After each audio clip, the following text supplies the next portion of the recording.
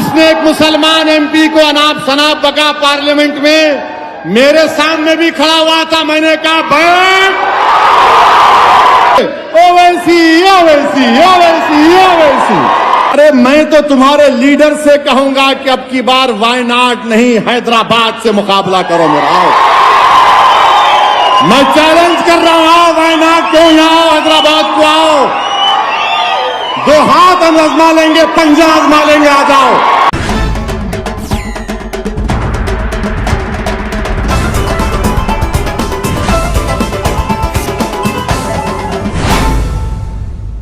आओ वायनाड क्यों आओ, हैदराबाद को आओ, दो हाथ हम आजमा लेंगे, पंजा आजमा लेंगे, आ जाओ। कहां वायनाड जाते प्यारे, लाओ। बड़ी बड़ी बातें करते हो, बड़ी बड़ी बातें करते हो। अरे बात क्यों करते, आओ जमीन पर आओ, मुकाबला करेंगे। आओ एक शेरवानी दाढ़ी टोपी वाले से मुकाबला करके देखो, मजा आएगा। जिसने एक मुसलमान एमपी को अनाप शनाप बका पार्लियामेंट में मेरे सामने भी खड़ा हुआ था। मैंने कहा बैठ जा, मेरी जबान का मुकाबला नहीं कर सकता। तो कांग्रेस के लोग बहुत बातें करेंगे, मैं तैयार हूं, मगर मैं तेलंगाना की आवाम से भी अपील कर रहा हूं कि याद रखो, सरजमीन हैदराबाद पर फसादात कांग्रेस की देन है। सरजमीन हैदराबाद पर मासूमों का लुट जाना पिट जाना कांग्रेस की देन है। हमने बड़ी मुश्किलों से अमन को मजबूत किया है, इस अमन को मजबूत रखिए और यकीनन बहुत से काम करवाना बाकी है, हम काम करवाएंगे इंशाअल्लाह ताला। यही कांग्रेस थी जब बाबरी मस्जिद को शहीद कर दिया गया था, आज सेक्रेटेरिएट की मस्जिद को शहीद कर दिया गया था, मगर मस्जिद तामीर हुई, बाबरी मस्जिद तामीर नहीं हुई, मस्जिद तामीर नहीं हुई। बताओ कांग्रेसियों, नरसिम्हा राव तुम्हारा पप्पा था या नहीं था, बताओ। और हमसे कहते हैं ये बीजेपी के लोग कि पार्लियामेंट में मंजलिस के दो एमपीज ने खवातीन के रिजर्वेशन के खिलाफ वोट दिया, मगर मैं और इम्तियाज जलील ने हमने पूरी पार्लियामेंट को हिला के रख दिया अल्हम्दुलिल्लाह। 450 वोट पड़े खवातीन के तहफ्फुजात के लिए, 2 खिलाफ में पड़े, 2। स्पीकर साहब ने कहा ओवैसी साहब आप 2 हैं, आपके साथ कोई नहीं है। मैंने कहा मेरे साथ अल्लाह है, हमारे साथ अल्लाह है, हमारे साथ अल्लाह का हबीब है, हमारे साथ अहले दिल की दुआएं हैं। और ये बोलते हैं, मैंने बता दिया कि महिला खवातीन का रिजर्वेशन अगर होगा तो मुसलमानों को भी खवातीन को मिलना चाहिए, ओबीसी समाज की खवातीन को भी मिलना चाहिए। यहां पर सिकंदराबाद के एक एमपी ने कहा रेड्डी गारू क्यों ओबीसी समाज के महिलाओं को रिजर्वेशन नहीं मिलना चाहिए? क्या मुनूर कापू, पद्माशाली, मुदिराज, गौड़, यादवा को नहीं मिलना चाहिए? क्या मुसलमान खवातीन को रिजर्वेशन नहीं मिलना चाहिए? मगर ये सब बोल रहे 450 एक तरफ, 2 एक तरफ। अरे दीवाने, दीवाने सुनो, हम हवा के साथ चलने वाले नहीं हैं, हम हवा के खिलाफ मुकाबला करने वाले हैं। हम तूफानों में कश्ती चलाएंगे, हम तूफानों में चिराग जलाने का हुनर जान चुके हैं। आप आकर हमको सिखाएंगे? जब कांग्रेसियों ने कहा जब सबने कहा कि 450 लोग, सुनो, 450 लोग तुम्हारे खिलाफ हैं, मैंने कहा सुनो कांग्रेसियों, मैंने पूरे भारत को पैगाम दे दिया कि कांग्रेस और बीजेपी मिले हुए हैं, समाजवादी और कांग्रेस मिले हुए हैं। मैंने बता दिया कि मैं खड़ा हूं मोदी के खिलाफ और तुम मिले हुए हो। 450। हम जब बोलते हैं, क्या बोल रहे हैं? 2 महिला, क्या मुसलमान महिला नहीं है? क्या ओबीसी की महिला नहीं है? मेरे भाई, 17 लोकसभा के इलेक्शन हुए, 520 खवातीन एमपी बनी। कितनी मुसलमान बनी? सिर्फ 25 मुस्लिम खवातीन एमपी बने। 8,992 एमपीज बने 17 लोकसभा में। कितने मुसलमान बने? 500। मैं जिम्मेदार हूं। अरे मैं तो लड़ रहा हूं कि मेरी आवाज जाए पार्लियामेंट में।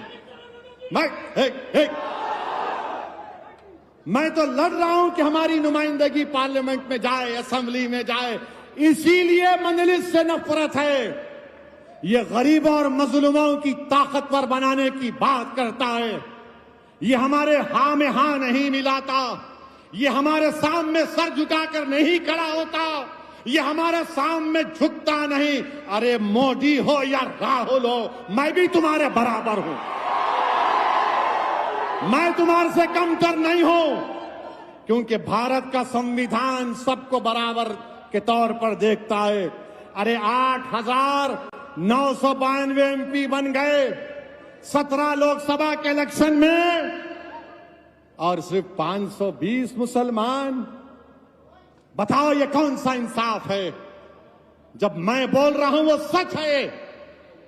500 के करीब खवातीन एमपी बने और 25 मुसलमान। इस देश में ओबीसी, अदर बैकवर्ड क्लास, इनकी आबादी 50% से ज्यादा है। कितने एमपी हैं इनके? खाली 22%। खाली 22%। जो आबादी में 50%, वो 22%। जो मुसलमान आबादी में 15%, वो पार्लियामेंट में 4%।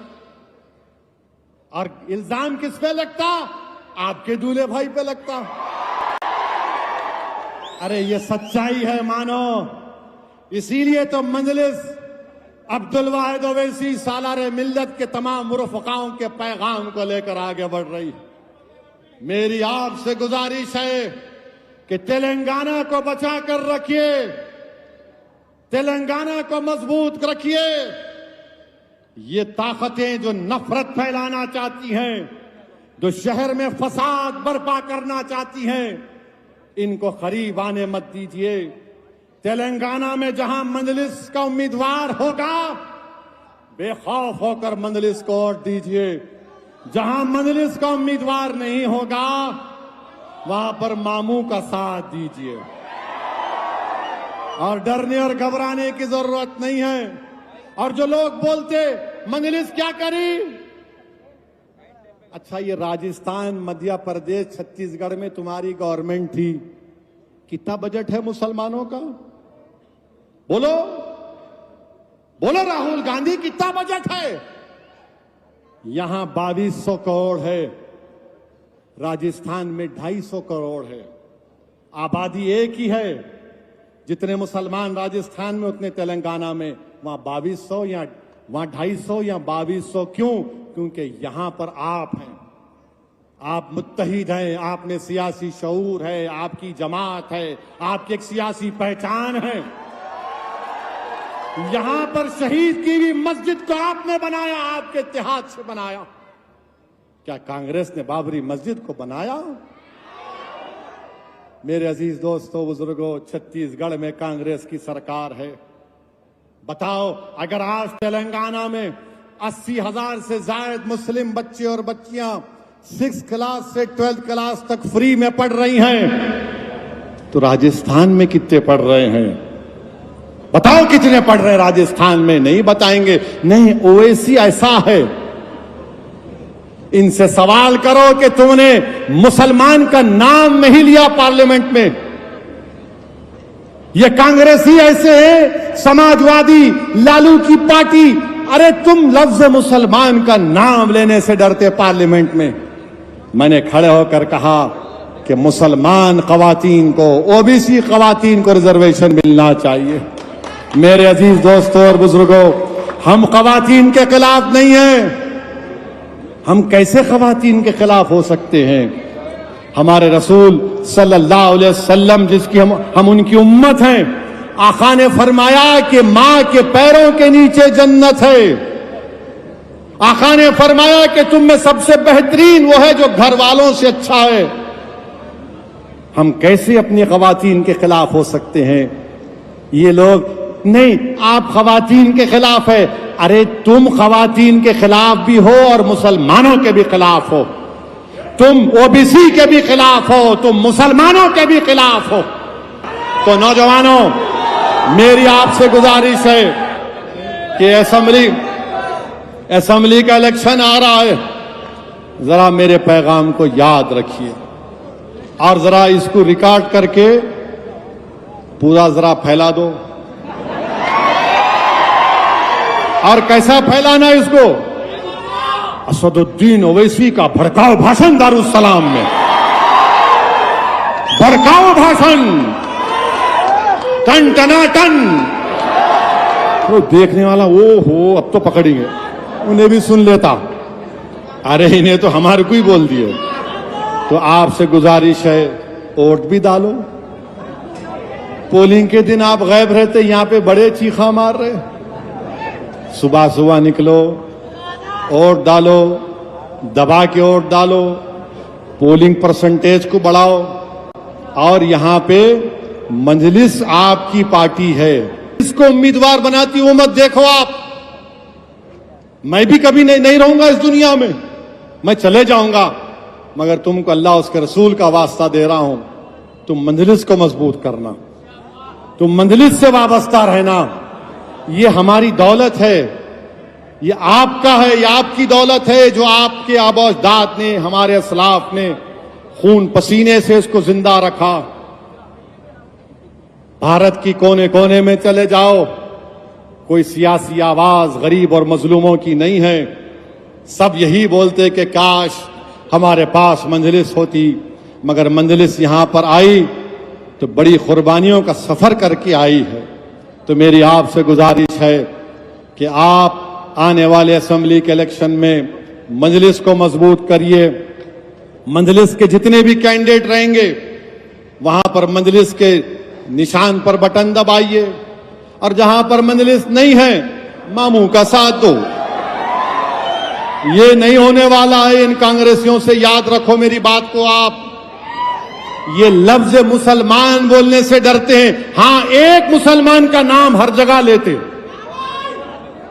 एक का नाम लेते, ओवैसी ओवैसी ओवैसी ओवैसी, इन्हें वैसा है, इन्हें वैसा है। अरे प्यारे, मैं मरने को तैयार हूं, क्या करोगे तुम बोलो? मैं अपने मकसद के तहत मरने को तैयार हूं, मैं अपनी जान गंवाने को तैयार हूं, मगर मैं जालिमों से हाथ मिलाने को तैयार नहीं हूं। कांग्रेस के लोग बहुत आएंगे, बहुत आएंगे। अरे मैं तो तुम्हारे लीडर से कहूंगा कि अब की बार वायनाड नहीं, हैदराबाद से मुकाबला करो मेरा। आओ, मैं चैलेंज कर रहा हूं, वायनाड क्यों आओ, हैदराबाद को आओ। दो हाथ हम आजमा लेंगे, पंजा आजमा लेंगे, आ जाओ। कहां वायनाड जाते प्यारे, लाओ। बड़ी बड़ी बातें करते हो, बड़ी बड़ी बातें करते हो। अरे बात क्यों करते? आओ जमीन पर आओ, मुकाबला करेंगे। आओ शेरवानी दाढ़ी टोपी वाले से मुकाबला करके देखो, मजा आएगा। जिसने एक मुसलमान एमपी को अनाप शनाप बका पार्लियामेंट में, मेरे सामने भी खड़ा हुआ था। मैंने कहा बैठ जा, मेरी जबान का मुकाबला नहीं कर सकता।